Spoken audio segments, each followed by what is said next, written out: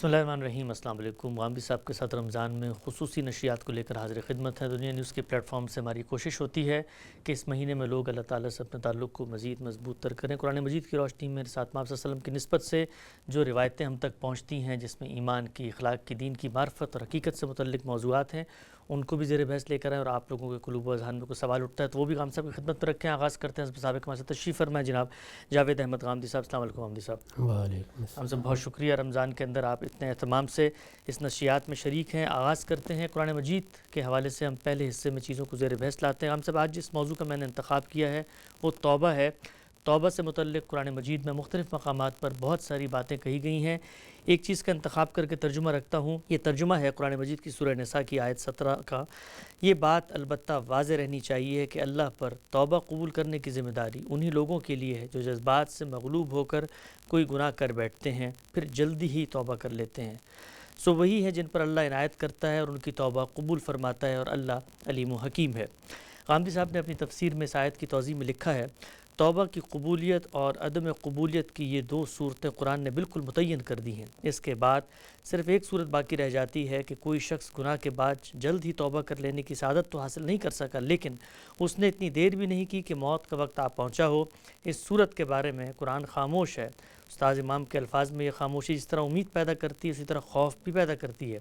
قرآن حکیم کا منشا یہی معلوم ہوتا ہے کہ معاملہ خوف و رجا کے درمیان ہی رہے۔ وہ فرماتے ہیں کہ اس کے باوجود ذہن میں کبھی کبھی اس طرف جاتا ہے کہ اس امت کے اس طرح کے لوگ امید ہے کہ نبی صلی اللہ علیہ وسلم کی شفاعت سے نجات پا جائیں گے، اس لیے کہ ان کے بارے میں شفاعت کے ممنوع ہونے کی کوئی وجہ موجود نہیں ہے۔ غامدی صاحب، اللہ تعالیٰ نے انسان کو بنایا، انسان کی فطرت کو تخلیق کیا، ظاہری بات ہے وہ خالق ہے، وہ جانتا ہے کہ ہم خطا، نسیان، سہو اس کے پتلے ہیں۔ اجرت پرستی میں کوئی غلطی بھی کر بیٹھتے ہیں اور اہوا کی پیروی میں بھی مشغول ہو جاتے ہیں، جس سے کوتاہی ہو جاتی ہے، گناہ ہو جاتا ہے۔ لیکن اللہ تعالیٰ کی یہ حکمت بالغہ ہے، اللہ تعالیٰ کی یہ بے پایہ رحمت ہے کہ انہوں نے گناہ کے بعد ایک رستہ رکھا ہوا ہے رجوع کا، جس کو قرآن مجید توبہ کہتا ہے۔ جب یہ دین کہتا ہے کہ عین فطرت کے مطابق ہے، تو توبہ کا دروازہ کھلا ہونا اصل میں اسی کی غمازی کرتا ہے۔ اس میں کوئی شک نہیں ہے، انسان کو اس کے خالق نے جس طرح بنایا ہے اس کے ساتھ وہ معاملہ بھی اسی طرح کر رہا ہے۔ دنیا میں کوئی 50 برس کے لیے ہے، کوئی 60 برس کے لیے ہے، کوئی 100 برس کے لیے ہے۔ اس سے پہلے زمانے میں اس سے بھی زیادہ عمریں رہی ہیں، تاہم جتنی بھی ہوں ایک محدود مہلت ہے جو انسان کو ملی ہے۔ اس میں ایک طریقہ تو یہ ہو سکتا تھا کہ گناہ کر لیا تو اب وہ آپ کے اعمال نامے میں درج ہو گیا، اب کوئی راستہ نہیں ہے۔ لیکن اللہ تعالیٰ نے عین عنایت فرمائی ہے، اور وہ یہ کہ ابتلا میں تو انسان کو ڈالا گیا ہے، اس کا امتحان ہو رہا ہے، اسے آزمایا جا رہا ہے، اس کے علم و عمل کو دیکھا جا رہا ہے، لیکن اس کے ساتھ یہ دروازہ کھلا رکھا ہے کہ وہ غلطی کرے، اس پر متنبہ ہو جائے تو اس سے رجوع کر لے، غلطی کو چھوڑ دے، اپنی اصلاح کر لے، غلطی کو چھوڑ کر صحیح راستہ اختیار کر لے۔ اس کے مختلف پہلوؤں کو قرآن مجید نے واضح کیا ہے، اور اس میں اللہ کی عنایت ہی عنایت ہے۔ اگر آپ بالکل قانون قاعدے کے لحاظ سے دیکھیں تو میں نے غلطی کر لی ہے، میں نے گناہ کا ارتکاب کر لیا، میں نے کسی کا حق تلف کر دیا، میں نے کسی کی جان مال آبرو کے خلاف زیادتی کر دی، میں کسی فاحشہ میں مبتلا ہو گیا۔ اب ہو گیا تو کیا ہو سکتا ہے، وہ میرے نامہ اعمال میں چلا جائے گا۔ لیکن اللہ تعالیٰ نے کرم فرمایا اور یہ کہا کہ اگر تم نے جذبات میں آ کر غلطی کر لی ہے، اور بڑی سے بڑی غلطی بھی کر لی ہے، جس کو یہاں اسی آیت میں سوم بجہالہ کہا ہے، یعنی جذبات سے مغلوب ہو گیا آدمی، اپنے اوپر قابو نہیں رکھ سکا، خواہشات سے مغلوب ہو کر، جذبات سے مغلوب ہو کر کسی بڑے گناہ کا ارتکاب کر بیٹھا، پھر فوراً احساس ہوا کہ یہ میں کیا کر بیٹھا ہوں۔ جیسے عام طور پر صالحین کے بارے میں ہم دیکھتے ہیں کہ اگر ان سے کوئی غلطی ہو جاتی ہے تو بعض اوقات ندامت اس غلطی سے بھی بڑھ کر نیکی بن جاتی ہے، تو پھر اس کو بھی نادم ہونے کی توفیق ہوئی، نادم ہونے کی توفیق ہوئی تو اپنے رب کی طرف لوٹے گا۔ اسی لوٹنے کو عربی زبان میں توبہ کہا جاتا ہے، یعنی میں نے اپنے پروردگار کی نافرمانی کر دی تھی، میں غلط راستے پر چل نکلا تھا، میں نے اپنی راہ کھوٹی کر دی تھی، میں لوٹ کر واپس آ رہا ہوں۔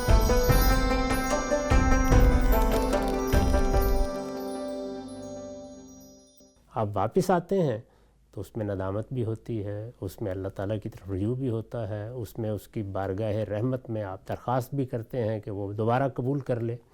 سیدنا مسیح نے اس کو بڑی ہی خوبصورت تمثیل میں بیان کیا ہے کہ یہ ایسے ہی ہے کہ جیسے کسی بھیڑوں کو چرانے والے کی کوئی ایک بھیڑ گم ہو جائے، تو وہ بعض اوقات جو بھیڑیں اس کے پاس ہوتی ہیں اور اس کی وفاداری کے ساتھ اسی کے باڑے میں ٹھہری ہوتی ہیں، ان کو بھی چھوڑ کر اس کو ڈھونڈنے کے لیے نکل کھڑا ہوتا ہے۔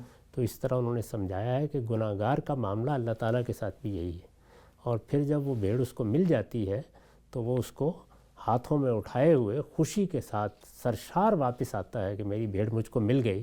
تو جس وقت بندہ توبہ کرتا ہے، اپنے پروردگار کی طرف رجوع کرتا ہے، تو ایسی ہی مسرت، ایسی ہی خوشی اس کے پروردگار کو ہوتی ہے اور وہ اس کی رحمت کا مستحق ہو جاتا ہے۔ تو یہاں بھی دیکھیے یہ کہا ہے کہ میں نے اپنے اوپر لازم کر رکھا ہوا ہے کہ اگر کوئی شخص بڑے سے بڑا گناہ کر کے فوراً میری طرف لوٹ آئے گا تو میں اس کے اس رجوع کو قبول کر لوں گا اور اس کی غلطی معاف کر دوں گا۔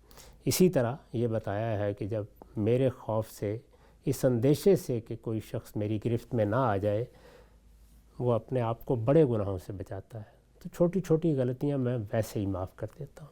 اسی طرح فرمایا ہے کہ بڑے سے بڑے گناہ کا ارتکاب کرنے کے بعد بھی جب آدمی توبہ کرتا ہے، رجوع کرتا ہے، لوٹتا ہے، تو اس کی جو پہلے غلطیاں ہوتی ہیں اور اس کے نامہ اعمال میں غلطی یا گناہی کے طور پر درج ہوتی ہیں، ان کی جگہ بھی اس کی توبہ قبول کر کے نیکیاں درج کر دی جاتی ہیں۔ تو یہ سب اللہ کی عنایتیں، اللہ کا کرم، اللہ کی رحمت، اللہ کا عفو درگزر ہے، جس پر بندوں کو اس کا شکر گزار ہونا چاہیے۔ البتہ یہ بتا دیا ہے کہ اگر تم ساری زندگی یہی کرتے رہے، گناہ کے معاملے میں نہ کبھی تنبیہ ہوئی، نہ توجہ ہوئی، نہ کبھی رجوع ہوا، نہ کبھی معافی مانگی، نہ کبھی اصلاح کی، اور جب دیکھا کہ موت دروازے پر دستک دے رہی ہے، اب تو دنیا سے جانے کا وقت آ گیا ہے، اس وقت توبہ کر لی، تو اللہ کے ہاں یہ کوئی توبہ نہیں ہے۔ تو دونوں چیزیں بیان کر دی ہیں، یعنی وہ موقع کون سا ہے جس میں اللہ لازماً توبہ قبول کر لیتے ہیں، وہ موقع کون سا ہے کہ جس میں اللہ کبھی توبہ قبول نہیں کرتے۔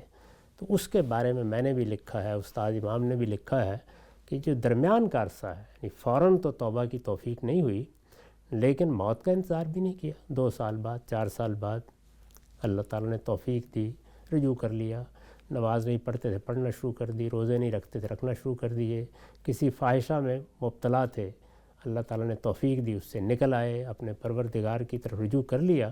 تو اس کے معاملے میں قرآن مجید میں خاموشی اختیار کی گئی ہے۔ خاموشی کے بارے میں یہی کہا جا سکتا ہے کہ یہ مقصد ہے کہ بندہ اس میں امید میں بھی رہے، اس لیے کہ اللہ تعالیٰ نے یہ تو نہیں کہا کہ میں نہیں معاف کروں گا، تو معافی کا بھی امکان ہے، اور اندیشہ بھی ہے کہ کہیں پکڑی نہ لے کہ میں نے تو یہی وعدہ کیا تھا کہ فوراً لوٹو گے تو میں معاف کر دوں گا۔ تو یہ جو بیم و رضا ہے یا خوف اور امید کے درمیان کی صورتحال ہے، یہی بندے کو پابرجا رکھتی ہے، یہ اپنے رب سے اس کے تعلق کو استوار رکھتی ہے۔ اس میں پھر وہ کیا کرے گا؟ وہ یہ کہ زیادہ سے زیادہ اپنے پروردگار سے درخواست کرتا رہے گا، اپنے گناہوں پر ندامت کا اظہار کرتا رہے گا، بار بار وہ دعائیں کرتا رہے گا جو پیغمبروں نے سکھائی ہیں، جس میں یہ اعتراف کیا جاتا ہے صبح کی نمازوں میں، شام کی نمازوں میں، پروردگار ہم نے اپنی جان پر بہت ظلم ڈھالیا، تو ہمیں معاف فرما دے، تو ہی معاف فرمانے والا ہے۔ چنانچہ اب آگے کے بارے میں بھی جو کچھ قرآن سے معلوم ہوتا ہے وہ یہی ہے کہ استحقاق کی بنیاد پر تو بہت کم لوگ ہوں گے جو قیامت میں جنت کے لیے منتخب ہو جائیں گے، ان کی تعداد زیادہ نہیں ہوگی۔ استحقاق کا مطلب یہ ہے کہ ان کے ہاں اعمال ایسے عمدہ رہے کہ گویا حساب کتاب کے بغیر ہی وہ جنت کی مستحق ہے، یا اگر کوئی حساب ہوا بھی ہے تو اس میں ان کا میزان کا پلڑا بھاری رہا ہے، تو وہ تو استحقاق کی بنیاد پر ہوں گے۔ باقی لوگوں کے لیے عفو درگزر ہے۔ تو عفو درگزر کے یہ سارے پہلو ہیں، یعنی کب معافی مانگی ہے، کس طرح مانگی ہے، کن حالات میں مانگی ہے تو بعد میں کیا رویے رہے ہیں، اصلاح کر لی ہے تو کتنی اصلاح کی ہے۔ تو مجموعی رویے کو دیکھنے کے بعد اللہ تعالیٰ کی رحمت پھر جوش میں آئے گی اور وہ بہت لوگوں کو معاف کرے گی۔ وہ تو یوں سمجھ لیجئے کہ پھر سب کے لیے معافی ہے، بہت ہی تھوڑے لوگ رہ جائیں گے جو پھر جہنم کا ایندھن بنیں گے۔ یہی بات قرآن سے معلوم ہوتی ہے۔ اللہ تعالیٰ ہمیں بھی اس کا مستحق بنائے گا۔ ہم صاحب یہ بیان فرمائیے گا، جب اللہ تعالیٰ کہتے ہیں کہ لوگ گناہوں پر توبہ کرتے ہیں، رجوع انابت کا رویہ ان میں نظر آتا ہے، تو اللہ تعالیٰ کی بھی جو بے پایاں رحمت ہے وہ متوجہ ہوتی ہے، اور اللہ تعالیٰ اپنی شفقت کا اظہار کرتے ہوئے ان کو درگزر فرما دیتے ہیں۔ کیٹیگری کون سی ہوتی ہے گناہوں کی؟ بڑے گناہ ہو گئے ہیں، لوگوں سے متعلق گناہ ہیں، شریعت سے متعلق گناہ ہیں، کوئی چھوٹے موٹے گناہ ہیں، کن گناہوں کی توبہ انسان کرتا ہے تو اللہ تعالیٰ فی الفور معاف کر دیتے ہیں؟ ہر گناہ کے بارے میں یہی کہا، بڑے سے بڑے گناہ کے بارے میں یہ بات کہی، یا بلون السوء بجہالہ میں ہر طرح کے گناہ شامل ہیں۔ یعنی انسان نے فواحش کے باب میں کسی بڑے گناہ کا ارتکاب کر لیا، وہ ہم جانتے ہیں کہ کون کون سے گناہ اس باب میں آتے ہیں۔ کسی کی حق تلفی کی ہے، یہ بہت بڑا گناہ ہے۔ کسی کی جان مال آبرو کے خلاف زیادتی کی ہے، یہ بھی بہت بڑا گناہ ہے۔ اللہ کے حقوق تلف کر ڈالے ہیں، یہ بھی بڑا گناہ ہے۔ تو یہ سب چیزیں جتنی بھی ہیں، جیسے کہ دوسری جگہ بیان بھی کیا ہے کہ سب سے بڑا گناہ شرک ہے، پھر اس کے بعد کسی کو قتل کر دینا ہے، پھر بدکاری کی زندگی اختیار کر لینا ہے۔ سورہ فرقان میں اس کو بیان کیا ہے، وہاں پر بھی یہ کہہ دیا ہے کہ اگر اس نے اصلاح کر لی ہے، توبہ کر لی ہے، تو اسی میں یہ بشارت دی ہے کہ پھر اس کی برائیوں کی جگہ بھی اللہ تعالیٰ نیکیاں لکھ دیتے ہیں۔ تو یہ سب اللہ کے کرم اور ان کی عنایتیں ہیں۔ بڑے گناہوں میں سے جن کو ہمارے ہاں کبیرہ گناہ کہا جاتا ہے، انہیں اگر متعین کرنا ہو تو میں نے اپنی کتابوں میں واضح کر دیا ہے کہ سورہ بنی اسرائیل میں جو 10 احکام دیے گئے ہیں، یعنی جو احکام 10 ہیں قرآن کے 10 کمانڈمنٹس ہیں، ان کی خلاف ورزی کی جاتی ہے تو اس سے کبیرہ گناہ پیدا ہوتا ہے۔ نقطہ واضح ہوا، آگے بڑھاتے ہیں سلسلہ گفتگو کو۔ توبہ ہی سے متعلق سورہ ہود کی آیت میرے سامنے ہے، آیت نمبر 52۔ ارشاد فرمایا، میری قوم کے لوگوں اپنے رب سے معافی مانگو، پھر اس کی طرف پلٹو، وہ تم پر چھاجو می برسائے گا اور تمہاری قوت پر مزید قوت کا اضافہ کرے گا، تم مجرم ہو کر روگردانی نہ کرو۔ خان صاحب نے اس کی تفسیر میں لکھا ہے کہ توبہ کے 2 ارکان ہیں، ایک یہ کہ آدمی غلطی سے دستبردار ہو جائے، اور دوسرا یہ کہ صحیح بات کی طرف پلٹ آئے۔ پہلے رکن کے لیے قرآن مجید میں استغفار اور دوسرے کے لیے توبہ کا لفظ آتا ہے۔ آمدی صاحب کے استاد مولانا امین حسن اصلاحی اپنی تفسیر میں لکھتے ہیں، ان میں سے پہلے کی بنیاد خشیت پر ہے اور دوسرے کی محبت پر، پھر شعور اور احساس ان کا لازمی جز ہے۔ جب تک یہ تمام عناصر جمع نہ ہوں، مجرد توبہ توبہ یا استغفر اللہ کہنے کے ورد سے توبہ وجود میں نہیں آتی جو خدا کے ہاں مقبولیت کا درجہ پائے۔ ہم سب ہمارے ہاں ہم نے دیکھا ہے جمعے کی نمازوں میں، اسی طریقے سے مذہبی اجتماعات میں ہر وقت کہا جا رہا ہوتا ہے، یا اللہ مجھے معاف فرما دے، ہم توبہ کرتے ہیں، تمام گناہوں سے معاف فرما دے، یا اللہ بری فرما دے۔ ایک رسمی سی توبہ ہماری زبان پر آتی ہے۔ اللہ تعالیٰ کو جو توبہ مطلوب ہے وہ پورے شعور، پورے انسان کے جس کو آپ کہتے ہیں اعماق کے اندر اترا ہوا اعتراف، اس کے نتیجے میں کارگر ہوگی، یا محض زبان سے کہنا ہی بھی کسی حد تک کوئی کارگر ہو سکتا ہے؟ سب سے ایک عملی چیز ہے، زبان سے تو اصل میں اس عمل میں جو ہماری نیت ہے اس کا اظہار ہوتا ہے۔ یعنی ہم زبان سے سبحان اللہ بھی کہتے ہیں، الحمدللہ بھی کہتے ہیں، اذکار بھی کرتے ہیں، قرآن مجید کی تلاوت بھی کرتے ہیں، اسی طرح نماز میں بھی بہت سی چیزیں پڑھتے ہیں۔ تو زبان سے تو الفاظ نکل رہے ہوتے ہیں نا، اصل چیز یہ ہے کہ آپ نے اپنے باطن میں کیا چیز محسوس کی ہے۔ تو توبہ تو سب سے پہلے باطن میں ایک احساس کے طور پر پیدا ہوتی ہے، اس کے بعد وہ ہمارے وجود کا احاطہ کرتی ہے۔ یعنی ہم نے اپنی غلطی کو سمجھ لیا، اپنے گناہ کا اعتراف کر لیا، گناہ کے معاملے میں متنبہ ہو گئے، یہ تسلیم کر لیا کہ غلطی ہوئی ہے، اس کے بعد اپنے رب کی طرف لوٹ رہے ہیں۔ اگر تلافی ہو سکتی ہے تو تلافی کرنے کے لیے تیار ہیں، اپنی اصلاح کا شدید جذبہ اپنے اندر رکھتے ہیں، اور اب کوشش کر رہے ہیں کہ آئندہ اس گناہ کا ارتکاب نہ ہو۔ پھر ہو جاتا ہے، انسان ہے، لیکن کوشش کر رہے ہیں۔ تو یہ اس کے لازمی عناصر ہیں، یہ اگر کہیں پائے جاتے ہیں تو توبہ ہے، خواہ وہ زبان سے توبہ کے الفاظ کے ساتھ ادا ہوئی ہے یا نہیں ادا ہوئی۔ حدیث ہے سیدنا ابو ہریرہ سے، وہ بیان کرتے ہیں کہ ایک دیہاتی رسول اللہ صلی اللہ علیہ وسلم کے پاس آیا اور اس نے کہا، اے اللہ کے رسول، مجھے کوئی ایسا عمل بتا دیجئے کہ جس سے جب میں انجام کو پہنچوں تو جنت کا مستحق ٹھہروں۔ آپ صلی اللہ علیہ وسلم نے فرمایا، اللہ کی عبادت کرو، اس کے ساتھ کسی کو شریک مت کرو، فرض نمازیں پابندی سے ادا کرو، فرض زکوٰۃ ادا کرو، رمضان کے روزے رکھو۔ اس کے بعد اس دیہاتی نے جب ارشاد صلی اللہ علیہ وسلم کی بات سنی تو فرمایا، قسم ہے اس ذات کی جس کے قبضے میں میری جان ہے، میں کبھی ان پر کسی چیز کی نہ کمی کروں گا نہ اضافہ۔ جب وہ یہ کہہ کر چلا گیا تو آپ صلی اللہ علیہ وسلم نے فرمایا، جو کسی جنتی کو دیکھنا پسند کرتا ہے وہ اس شخص کو دیکھ لے، گویا اس کو جنت کی ضمانت دی۔ ہم سب ہمارے ہاں بظاہر تو جنت میں جانا بڑا مشکل کام لگتا ہے، لیکن اللہ کے پیغمبر کو لوگ، اچھا پہلے یہ بتائیے گا کہ اللہ تعالیٰ کے پیغمبر سے جو لوگوں کا مکالمہ ہوتا تھا، اس میں جو ان کی گفتگو کا کانٹینٹ ہوتا تھا وہ ہوتا یہ تھا کہ مجھے بتائیں جنت میں کیسے جاؤں گا، جہنم سے کیسے بچوں گا، کوئی نیکی کا اعمال بتا دیں. ہمارے ہاں جب لوگ مذہب کے قریب آتے ہیں تو ان کا علماء سے عام طور پر جو مکالمہ ہوتا ہے وہ یہ نہیں ہوتا، بلکہ یہ ہوتا ہے کہ جی آپ نے فلاں آیت کی مثلا تفسیر یہ کی تھی، فلاں صاحب اس کی مخالفت کرتے ہیں، فلاں جو تعبیر ہے وہ اس کے خلاف ہے. دین کا یہ کانٹینٹ جو صحابہ اور رسول اللہ کے درمیان مکالمے میں سامنے آتا ہے ہمارے مذہبی ماحول میں سامنے نہیں آتا. اس کی بڑی وجوہ ہے، ان پر الگ سے گفتگو کی جا سکتی ہے، لیکن صحابہ کرام کا جہاں تک تعلق ہے وہ تو بہت اچھی طرح جانتے تھے کہ پیغمبر کس لیے آئے ہیں. پیغمبر اللہ تعالیٰ کی طرف سے مبعوث اس لیے کیے گئے ہیں کہ وہ انسانوں کو یہ بتا دیں کہ قیامت میں کامیابی کس طریقے سے ہوگی. وہی جانتے تھے کہ ہم پیغمبر کے پاس آئے ہیں، ہم کسی طبیب کے پاس نہیں گئے، ہم کسی دم درود کرنے والے کے پاس نہیں جا رہے، ہم کسی سے روحانی علاج کرانے کے لیے نہیں جا رہے، اس کے لیے دوسرے لوگ موجود ہیں. پیغمبر تو یہی بتانے کے لیے آئے ہیں کہ لوگوں یہ عارضی دنیا ہے، ایک دن تم نے یہاں سے جانا ہے، جب جاؤ گے تو تمہارے پروردگار کی بارگاہ میں تمہارا نامہ اعمال پیش ہوگا، اس کے کچھ نتائج نکلنے ہیں. تو وہ یہی پوچھنے کے لیے آتے تھے کہ خدا کا فردوس کس طرح حاصل ہوگا، اور اگر وہاں کوئی سزا کا اللہ تعالیٰ کی طرف سے اعلان کیا گیا تو ہم اس سے کیسے بچ سکتے ہیں. یہی بات پوچھتے تھے. جتنی روایتیں بھی اس موضوع کی ہیں، خاص طور پر جو بدو باہر سے آتے ہیں وہ یہی پوچھتے ہیں.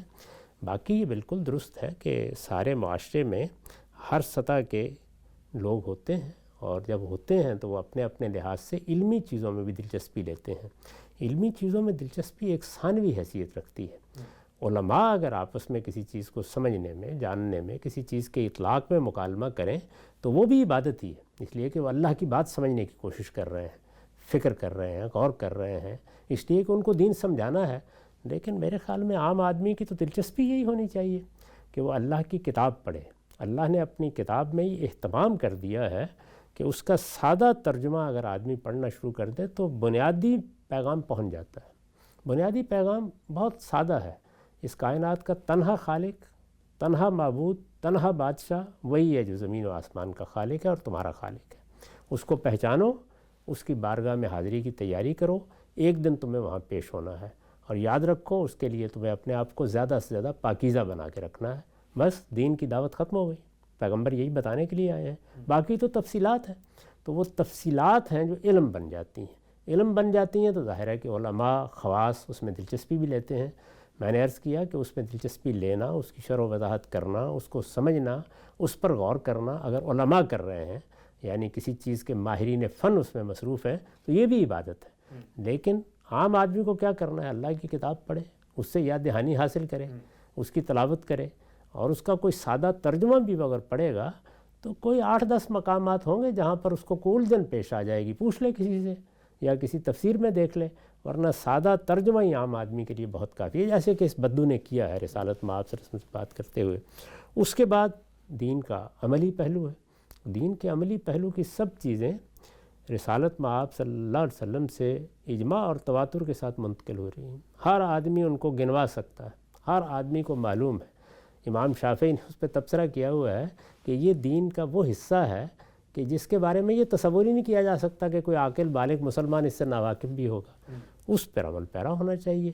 اگر اس میں کوئی چھوٹی موٹی فہم کی مشکل پیش آتی ہے تو اپنے قریب کے کسی عالم سے پوچھ لینا چاہیے. عام آدمی کے لیے یہی چیزیں جی ہمارے ہاں یہ جو علمی بحثیں ہیں اور اس طرح کی چیزیں ہیں، یہ جن لوگوں کی دلچسپی کا موضوع ہو سکتی ہیں وہ ضرور یہ بحثیں کریں، لیکن علمی بحث کے بھی کچھ آداب ہیں. یعنی وہ بھی اگر اس لیے کی جاتی ہے کہ آپ نے کسی کا مذاق اڑانا ہے، آپ نے کسی پر کوئی تبرہ کرنا ہے، فکری عیاشی ہے، آپ نے جو کوئی ایک ذہنی عیاشی کرنی ہے، یا یہ محض ایک مناظرے کی تیاری ہو رہی ہے، تو پھر تو اللہ کی پناہ مانگنی چاہیے.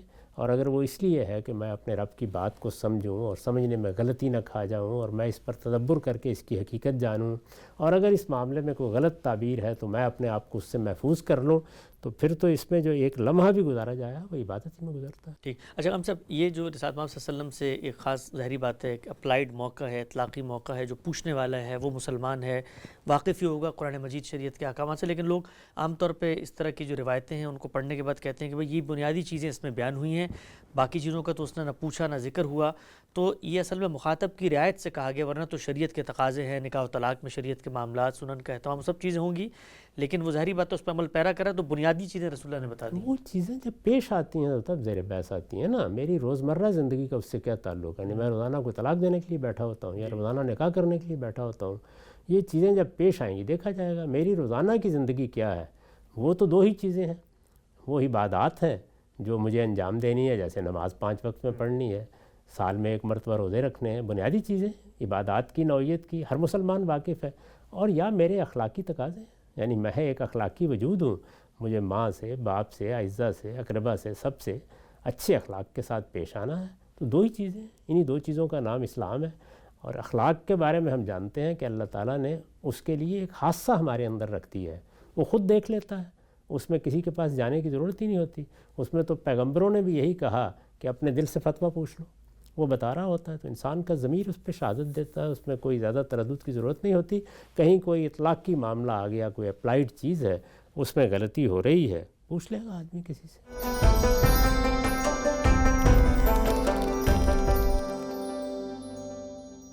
آگے بڑھاتے ہیں سلسلہ گفتگو کو. چند سوالات بھی غام صاحب کی خدمت پہ رکھتے ہیں. غام صاحب یہ پوچھتے ہیں کہ ہم اکثر یہ سوشل میڈیا، یوٹیوب وغیرہ پہ دیکھتے ہیں مختلف اطباء جو ہیں وہ روزے کے صحت کے پہلو سے فوائد بیان کر رہے ہوتے ہیں کہ اس کو رکھنے سے جسم جو ہے وہ ڈیٹاکسک ہو جاتا ہے اور اس سے جو ہے آپ کی صحت اچھی ہو جاتی ہے اور اس سے وزن کم ہو جاتا ہے. 10 پہلو اور بیان کرتے ہیں، خون تازہ ہو جاتا ہے.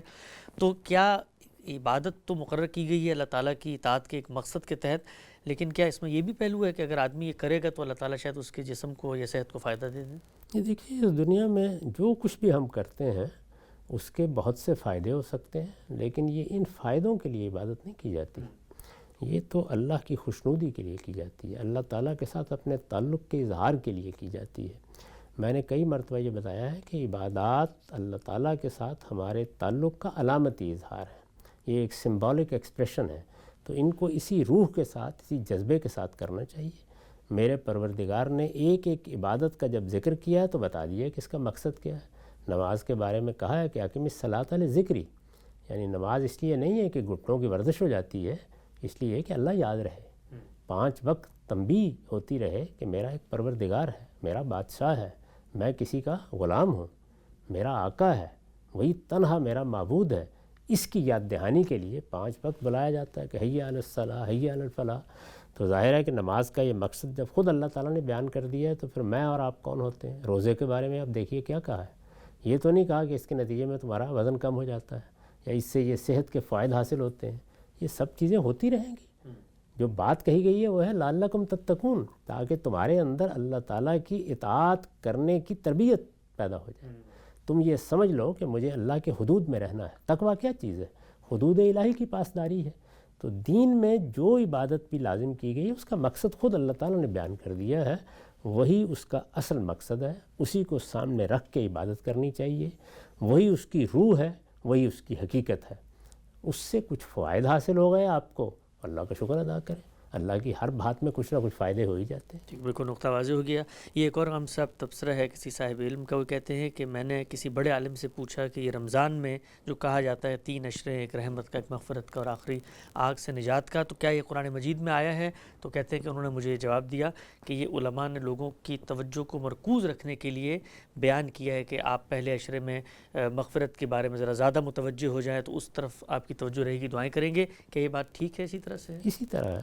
اس کے بارے میں کوئی پیغمبر سے ایسی مستند بات نہیں روایت ہوئی. آخری عشرے کے بارے میں البتہ یہ معلوم ہوتا ہے کہ اس میں رسالت مآب صلی اللہ علیہ وسلم نے توجہ دلائی ہے. وہ جب آخری عشرے کے مباحث آئیں گے تو وہاں ہم بھی بیان کر دیں گے، لیکن اس طرح کی کوئی تقسیم کسی مستند ذریعے سے نقل نہیں ہوئی. ٹھیک ہے، بالکل واضح ہو گئی بات. آخری بات بتائیے غام صاحب، یہ ہمارے ہاں چونکہ اس وقت پاکستان کے اندر الیکشنز بھی ہوئے ہیں، سیاست کی ہمہ ہمی بھی ہے اور مختلف پارٹیاں ہیں آپس میں، اس کے کارکنان مذاکرے بھی کر رہے ہوتے ہیں. فیس بک پہ رمضان سر پہ آ گیا ہے، شروع ہو چکا ہے، روزے رکھ رہے ہیں ہم لوگ.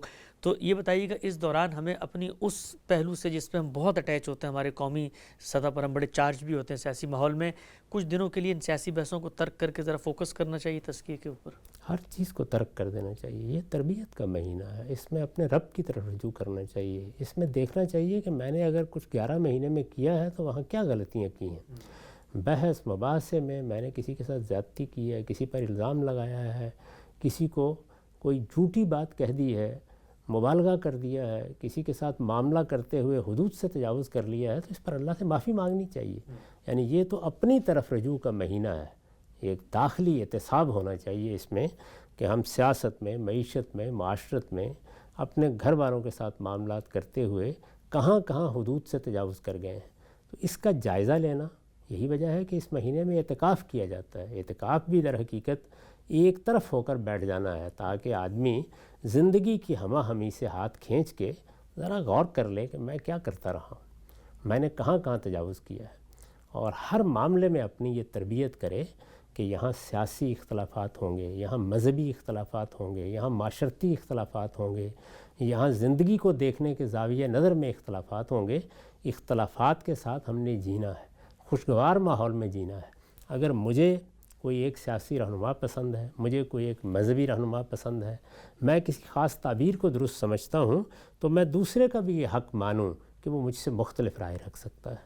اس کو بھی اللہ تعالیٰ نے یہ موقع دیا ہے. ہم ایک دوسرے کی غلطی واضح کرنے کے لیے گفتگو کر سکتے ہیں، لیکن یہ تسلیم کر کے کہ ہم بھی غلط ہو سکتے ہیں، اس کی تربیت عام دنوں میں بھی کرنی چاہیے. رمضان تو سب سے زیادہ اس کا ذریعہ بننا چاہیے کہ ہم اپنی ان غلطیوں کی اصلاح کر لیں. نقطہ بالکل واضح ہو گیا. رمضان کے اندر نشریات کا خصوصی سلسلہ جاری ہے. وقت یہاں پہ ختم ہوتا ہے. کل دوبارہ اسی وقت حاضر خدمت ہوں گے. اب تک آپ کا بہت شکریہ.